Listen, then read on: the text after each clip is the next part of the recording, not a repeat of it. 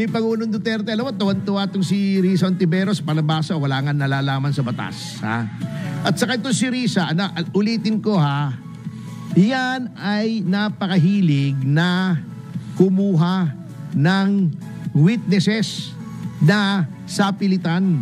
Yung Kikian, yung napatay, unfortunately napatay yun.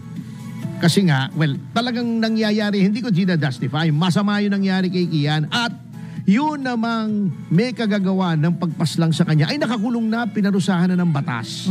Hayaan na natin, naka-appeal na. Oo, yan ang sinasabi ko. Yung mga nagkakasala naman ay,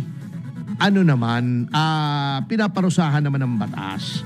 Kinuha niya yung isang witness, kapatid ba yun, kung natatandaan ko, na hindi naman pinapahintulutan ng tatay menor de edad.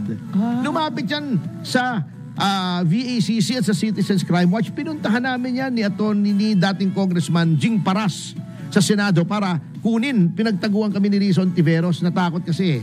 Kasama kasi kami CIDG noon. Opo. Biniro ko yung gwardiya. Sabi niya, Sir, saan kayo pupunta? May kasama kami CIDG, arestuhin namin si Senador Ontiveros. Natakot yata, ayaw kami papasukin doon sa opisina. Hindi naman, hinahanap lang ng tatay. May sulat kami sa tatay na hindi niya pinahintulutan yung anak niya na mag-testify. Kinuha ni Ontiveros. Kasama yung mga pare, yung mga paring ungas. Katulad ng si Flavio. Na hindi naman pala niya alam lahat yun. Nagbigay ng listahan, 27,000 daw.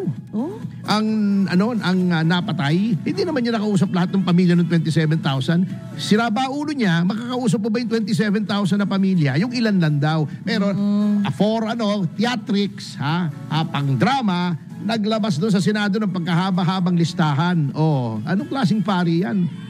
Hindi ba alam nila na ang pagsisinungaling, di ba? Sabi nga, may kasabihin nga, di ba? Liars go to hell. Liars go to hell. Ikaw, paring yun, nakalimutan ko pangalan Mukhang ulalo you can go to hell. Wala, ano ka lang. Si Risa, etong sa Farmally investigation, lumabas. Nagdemanda kami hindi kami puro daldal lang. Yan si Risa puro daldal Nagdemanda kami, dinemanda namin si Risa dahil nanunuhol siya ng mga witnesses para mag-testify falsely. Yan ang history ni Risa Ontiveros. Baka hindi ninyo alam. Nandiyan ang kaso sa ombudsman.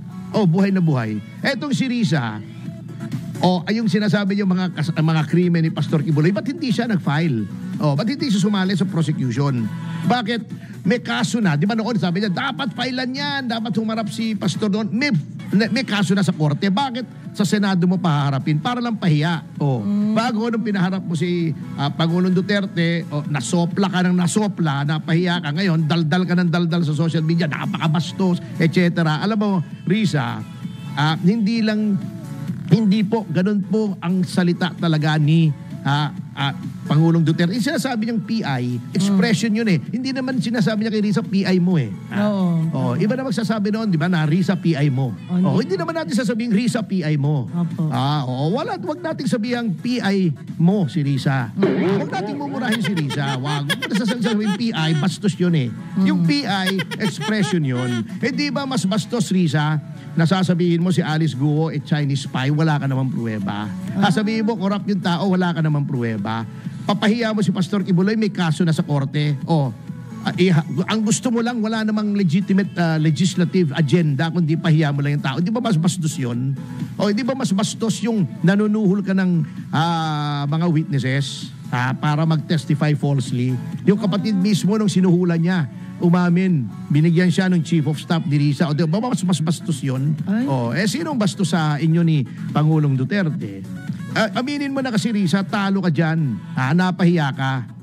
Kasi puro sopla inabot mo, hindi ka umubra. Bastos siya. Di ba yung sinasabi niya, tinatanong niya si Harry Roque, doon nagsasalita, i-interrupt niya. Yun ang bastos sa Risa, si Risa, ewan ko kung paano nananalo yun, lagi namang kulelat. Ilang talo yun, 2 talo. Pagkatapos, nanalo kulelat. Na-re-elect kulelat. Ngayon, pinakita na niya yung tunay na kulay niya, na kamoting kahoy na may ulalo siya. Palagay ko, pag nag-re-election yan, di na mananalo yan.